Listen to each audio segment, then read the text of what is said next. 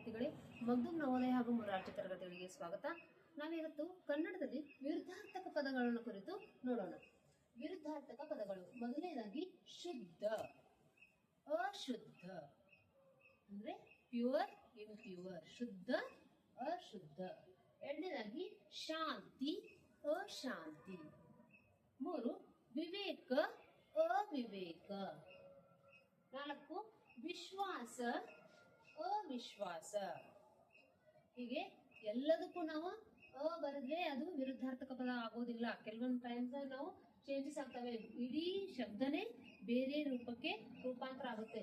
ಉದಾಹರಣೆಗೆ ಸರಸ, ವಿರಸ. ಭಯ, ನಿರ್ಭಯ.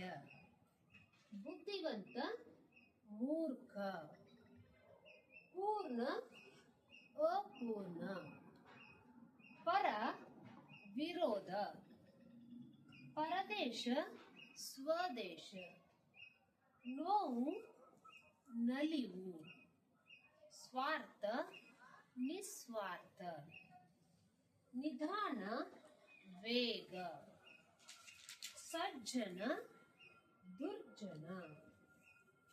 ತೆಗಳು, ಹೊಗಳು. ನೆಕ್ಸ್ಟ್, ಜಯ, ಅಪಜಯ. ಉತ್ತಮ, ಅಧಮ. ಅಭಿವೃದ್ಧಿ, ಅನಾಭಿವೃದ್ಧಿ. ಹಿರಿಯ, ಕಿರಿಯ. ವೀರ, ಹೇಡಿ. ಸರಳ, ವಕ್ರ. ದುಬಾರಿ, ಅಗ್ಗ.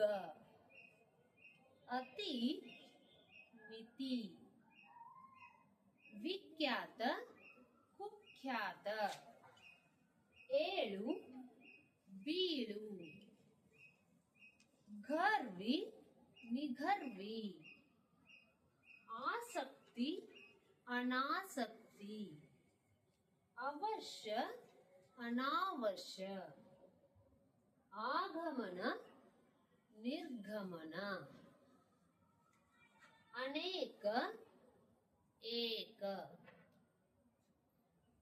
ಆರಂಭ, ಮುಕ್ತಾಯ. ಆರೋಹ, ಅವರೋಹ. ಆಧುನಿಕ, ಪ್ರಾಚೀನ. ಆಕಸ್ಮಿಕ, ನಿರೀಕ್ಷಿತ. ಉಪಕಾರ, ಅಪಕಾರ.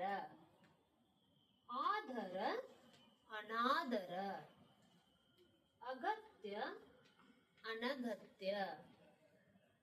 ನೈಸರ್ಗಿಕ, ಕೃತಕ.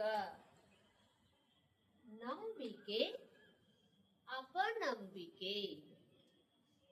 ಪರ, ವಿರೋಧ. ಇರುಳು, ಹಗಲು. ಉತ್ಸಾಹ, ನಿರುತ್ಸಾಹ. ಅಕ್ಷರಸ್ಥ, ಅನಕ್ಷರಸ್ಥ. ಆಸ್ತಿಕ, ನಾಸ್ತಿಕ. ಸಫಲ, ವಿಫಲ.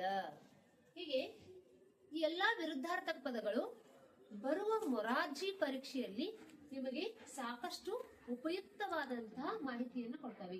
ಎಷ್ಟು ನೀವು ಇದೇ ರೀತಿ ಹಲವಾರು ವಿರುದ್ಧಾರ್ಥಕ ಪದಗಳನ್ನ ದಿನಾಲು ಒಂದು 10 ವಿರುದ್ಧಾರ್ಥಕ ಪದಗಳನ್ನ ಸಂಗ್ರಹಿಸ್ತಾ ಹೋದ್ರೆ ನಿಮಗೆ ನಾಳೆ ಬರ್ತಕ್ಕಂತಹ ಮೊರಾರ್ಜಿ ಪರೀಕ್ಷೆಗೆ ಅತ್ಯಂತ ಸುಲಭವಾಗುತ್ತದೆ. ಮತ್ತೆ ಇದಿಷ್ಟು ಮಾಹಿತಿ ನಿಮಗೆ ಉಪಯುಕ್ತ ಆಗಿದೆ ಅನ್ಕೊಂಡಿದ್ದೀನಿ. ಧನ್ಯವಾದಗಳು.